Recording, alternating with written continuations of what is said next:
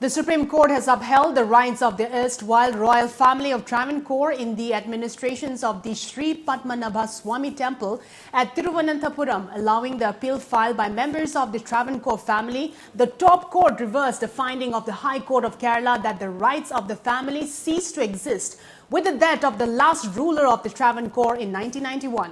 The death of the last ruler will not result in the escheat of the rights in favor of the government.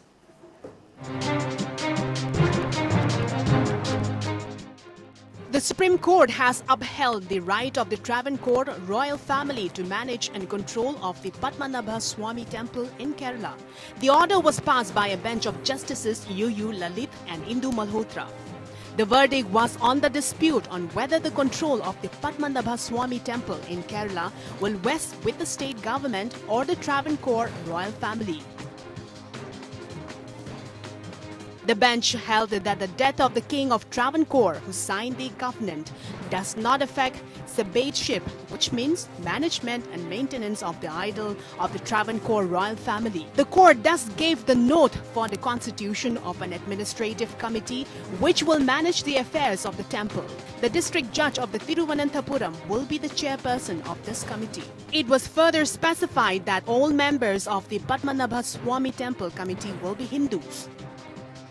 The temple was controlled by a trust headed by the Travancore royal family up till April 2014, when the Supreme Court, by an interim order, directed its management to be taken care of by a 4-member administrative committee headed by a district judge. The bench held that this interim arrangement would continue until the committee is constituted. On the questions of the Vault B of the temple should be opened, the court stated that the same would be decided by the committee.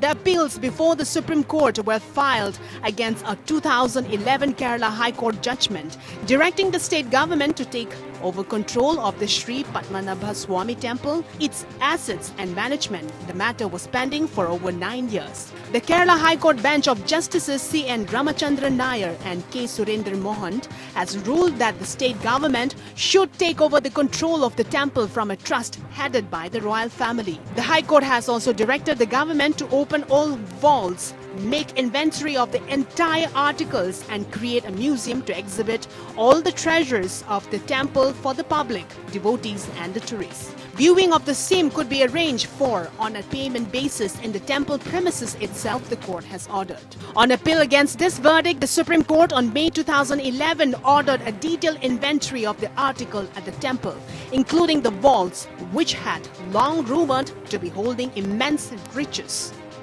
When 5 of the temple's 6 vaults were opened after the Supreme Court orders, a vast treasure of gold and other priceless objects were discovered.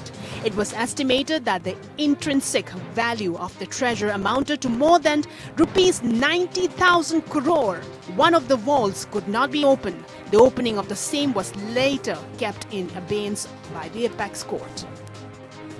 Senior advocate Gopal Subramaniam was appointed as the amicus curiae in the matter. Former CAG Vinod Rai was also appointed to audit the records, including expenditure incurred for the temple's maintenance. The case has its roots in 2009 when T.P. Sundarajan, a former IPS officer, filed a public interest litigation petitions before the Kerala High Court, praying that the control of the temple should be handed from the royal family to the state government. The primary legal documents before the apex court was the Agreement of Accession, agreement signed between the kings of the Travancore and the Government of India in 1949, by which the princely state of Travancore became a part of the Indian Union.